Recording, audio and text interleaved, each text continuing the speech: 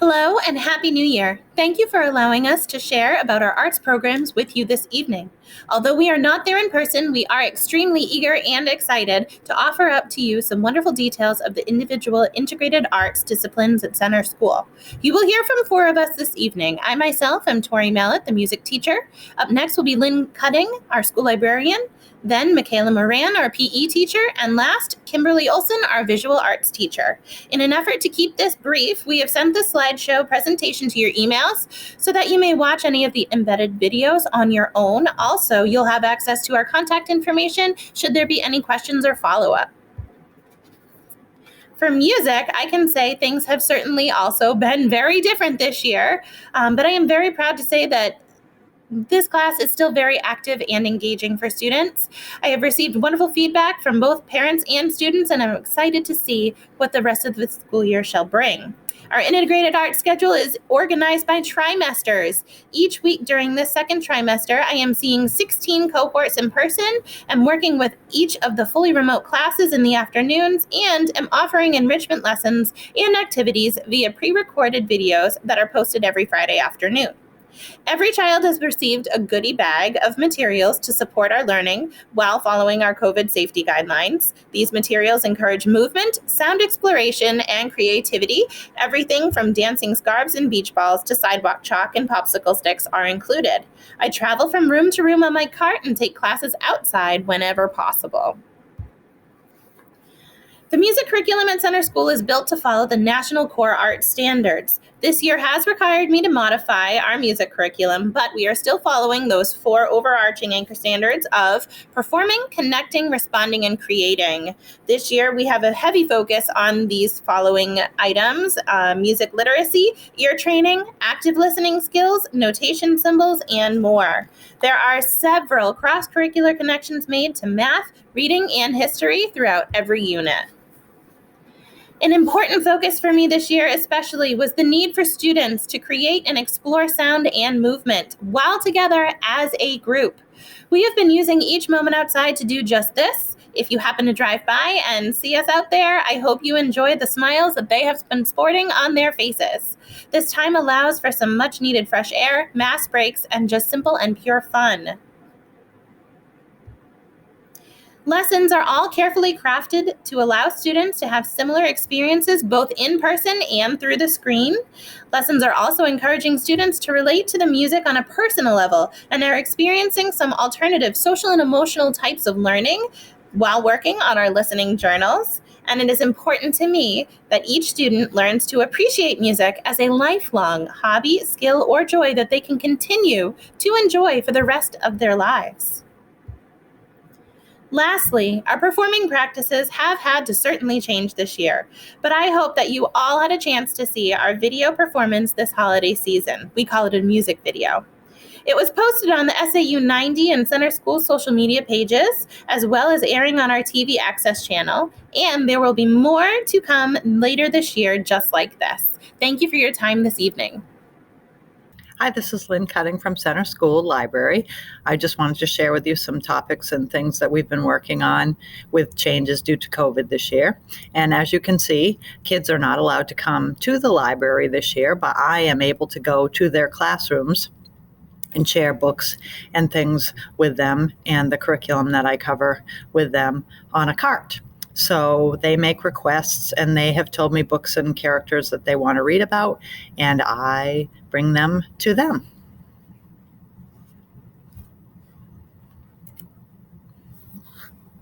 The standards that are being covered are all Aasl library standards, the same ones that we've been covering before. They've just been modified this year to meet the needs of students and so that all students are getting the same ones. We've been doing a lot of STEM and STEAM projects to keep them connected to books and interested in. So the kids at home get to do them remotely and the kids in school get to do them, and they've been having a great time doing them and creating and being innovative. So the virtual story read-alouds that I have been doing and have done in the past have been really fun for the hybrid kids and the remote kids when I can't be live with them. So they get to listen to my to me reading stories, and I've been trying to be creative about where I read, sometimes outside, sometimes inside. And I gave the students a tour of the library because some students, especially kindergartners, had never seen the library before. So I felt it was important for them to see it and know where it is and what it looks like. Hi, Center School. Hey, Center School. So I wanted to try something different. And I'm the librarian at Center School. And lastly, if there's anything that you need, my email address is there, and you can contact me with any questions or concerns. Have a great night. Hi, everybody. My name is Michaela Moran, and I am the physical education teacher here at Center School. The physical education curriculum is designed to address the 3 domains of learning: cognitive, affective, and psychomotor. All lessons are aligned with the Shape America physical education standards, with a heavy emphasis placed on the development of motor skills and movement patterns for our K, first, and second grade students. Health connections are discussed through a muscle of the month, where students learn a new muscle in their body, where it's located, its function, and how they will use it, as well as a fitness tip of the week related to health standards such as nutrition, emotional regulation, sleep, and personal hygiene. Students develop both personal and social responsibility through gameplay and skills practice in our lessons, and there is a focus on creating an inclusive learning environment for students to develop a positive outlook on living a physically active lifestyle. Here are some photos of our space that we are using here at Center School. For the curriculum outcomes of kindergarten, first, and second grade. Throughout these outcomes, students are working on the development of locomotor movements as well as manipulative movements, creating an understanding of personal space, differentiating between movement concepts and patterns, responding to rhythms through dance, and a health-related knowledge including the human body and major muscle groups, an understanding of the heart, how it beats, how to take their heart rate, and the importance of getting their heart rates up during exercise, as well as understanding the value of physical activity for a healthful living. Here you can see students in some skills practice, such as dribbling through soccer. In this particular lesson, students are moving through the cones at their own speed for their own differentiation through the lessons to practice that ball control. Each Friday, I am posting PE enrichment videos through Fitness Friday online, where students can get active while at home with quick bursts such as dance, kids Tabata, or skills practice.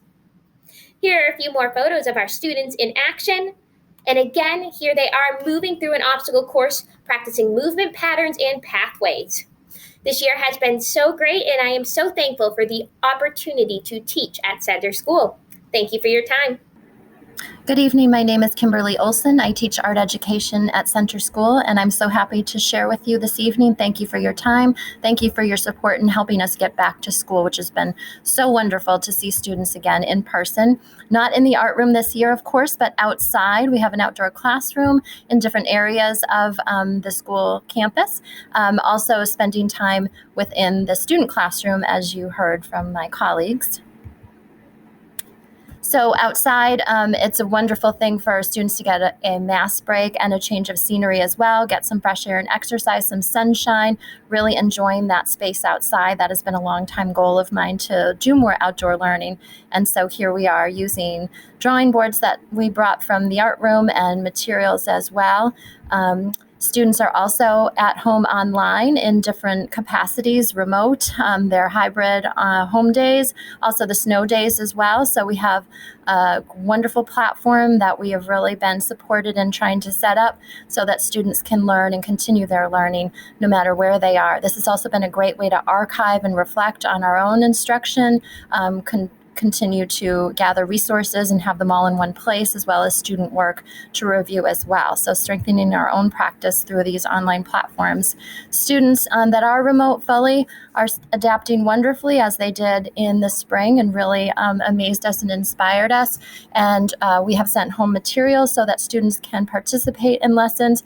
They must be organized, and so that is a skill that they are learning early. It will serve them well in the future, and so typically they are ready for class, no matter if they're at home or at school. The hybrid opportunity was wonderful. It was a great enrichment time when we could offer some new lessons from home with materials from home, parent involvement in supporting their children and sharing the work that the children were doing has been a wonderful connection, really solidified the school-home connection, which is sometimes so elusive and difficult, and also helped the parents to really understand what students are experiencing through our classes. I've been able to continue my artist study curriculum, where students learn about the artist as a person, really connecting to social emotional learning goals of understanding, perseverance, and self-awareness, and working with others and connections. Even though we're not really able to work with others, they're still able to collaborate in these ways.